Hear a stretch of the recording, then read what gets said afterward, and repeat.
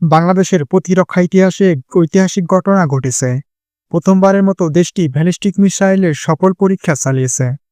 দীর্ঘদিন পর এমন এক প্রযুক্তির অধিকার অর্জন করল বাংলাদেশ, যা শুধু দেশের প্রতিরক্ষা নয়, গোটা দক্ষিণ এশিয়ার ভূরাজনৈতিক চিত্রকে নতুন করে ভাবতে বাধ্য করেছে। আর এই পরীক্ষার পরপরই প্রতিবেশী দেশ ভারত গভীর উদ্বেগ প্রকাশ করেছে।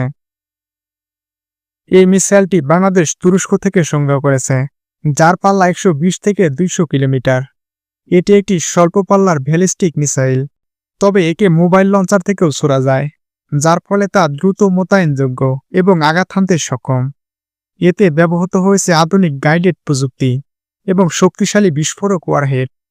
বলা হচ্ছে এটি যে কোনো সামরিক স্থাপনার শত্রুর ঘাঁটিকে খুব কম সময়ে গুঁড়িয়ে দিতে পারবে। বাংলাদেশ সরকার জানিয়েছে এই মিসাইল পরীক্ষা ছিল সম্পূর্ণ আত্মরক্ষা এবং গবেষণা ভিত্তিক, দেশের আত্মরক্ষার স্বার্থে। কিন্তু ভারতের পক্ষ থেকে ইতিমধ্যেই কূটনৈতিক পর্যায়ে উদ্বেগ প্রকাশ করা হয়েছে। দিল্লি মনে করছে এ ধরনের ক্ষেপণাস্ত্র পরীক্ষায় দক্ষিণ এশিয়ার নিরাপত্তা স্থিতি আরও জটিল হয়ে উঠতে পারে। কিছু ভারতীয় গণমাধ্যম এটিকে অপ্রত্যাশিত সামরিক পদক্ষেপ বলেও মন্তব্য করেছেন।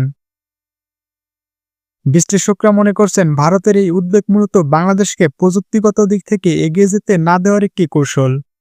কেননা ভারত দীর্ঘদিন ধরে দক্ষিণ এশিয়ার একচ্ছত্র সামরিক আধিপত্য বজায় রেখে এসেছে। বাংলাদেশ যদি তুরস্কের মতো দেশ থেকে মিসাইল প্রযুক্তি সংগ্রহ করে এবং সফলভাবে পরীক্ষা চালায়, তাহলে আঞ্চলিক ভারসাম্যে বড় ধরনের পরিবর্তন আসতে পারে। ভারতের এই উদ্বেগ তারই প্রতিফলন। তবে বাংলাদেশ শুধু মিসাইল পরীক্ষাই করেনি, বরং তুরস্কের সঙ্গে এক যুগান্তকারী প্রতিরক্ষা চুক্তিতেও এগিয়েছে।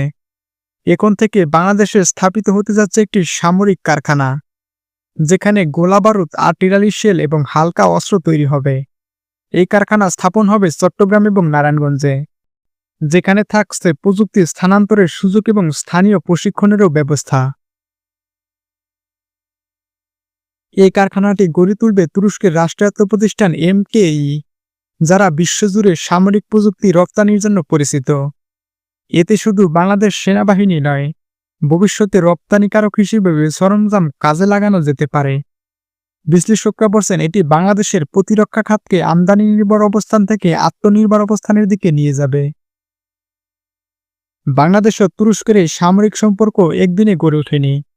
আগে থেকেই বাংলাদেশ TRG-300 কাপ্লান রকেট সিস্টেম এবং বাইরাক্তার TB2 ড্রোন এবং সজাযান সহ বিভিন্ন সমরাস্ত্র তুরস্ক থেকে সংগ্রহ করেছে। এবার সেই সম্পর্ক আরও গভীরে যাচ্ছে। কারখানা স্থাপন হলে শুধু উৎপাদনই নয়, রক্ষণাবেক্ষণ, মেরামত ও উন্নয়ন কাজ দেশেই সম্পূর্ণ হবে। এই উন্নয়নের মধ্যে যখন বাংলাদেশ প্রথম ব্যালিস্টিক মিসাইলের পরীক্ষা চালালো, তখন ভারতের উদ্বেগ প্রকাশ বেশ তাৎপর্যপূর্ণ। কারণ এটি শুধু প্রমাণ করে বাংলাদেশ প্রতিরক্ষা সক্ষমতা এখন প্রতিবেশীদের নজরে এসেছে। তবে বাংলাদেশ পরিষ্কারভাবে বলেছে এটি কোনো দেশের বিরুদ্ধে নয়, শুধুমাত্র আত্মরক্ষার জন্য। তাই এই পরীক্ষার মাধ্যমে দেশ শুধু নিজের নিরাপত্তায় জোরদার করছে, অন্য কারোর উপর আগ্রাসনের উদ্দেশ্যে নয়। বন্ধুরা, তবে বাস্তবতা হলো প্রতিটি সামরিক প্রযুক্তির পিছনে থাকে কূটনৈতিক হিসাব নিকাশ। তুরস্কের সঙ্গে সামরিক কারখানার মতো উদ্যোগ বা মিসাইল পরীক্ষা ভারতের জন্য দেশের মতো একটি বার্তা। বাংলাদেশ এখন আর আগের জায়গায় নেই, এটি আত্মরক্ষায় প্রস্তুত, প্রযুক্তিগত উন্নয়ন এবং প্রতিরক্ষায় সম্পূর্ণ হতে চায়।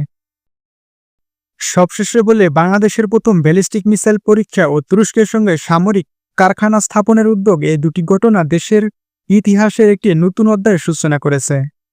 আর এই অর্জনে উদ্বিগ্ন হয়ে ভারত প্রতিক্রিয়া জানাচ্ছে, তা আসলে বাংলাদেশের অগ্রগতিরই প্রমাণ। বন্ধুরা, আপনি কি মনে করেন বাংলাদেশের অগ্রগতি কি দক্ষিণ এশিয়ার নিরাপত্তা ভারসাম্যে বড় পরিবর্তন আনবে? ভারতের এই উদ্বেগ কতটা যৌক্তিক? কমেন্টে জানান আপনার মতামত। ভিডিওটি ভালো লাগলে লাইক দিন এবং বন্ধুদের সঙ্গে শেয়ার করুন। আর চ্যানেলটি সাবস্ক্রাইব করতে ভুলবেন না। ধন্যবাদ সবাইকে।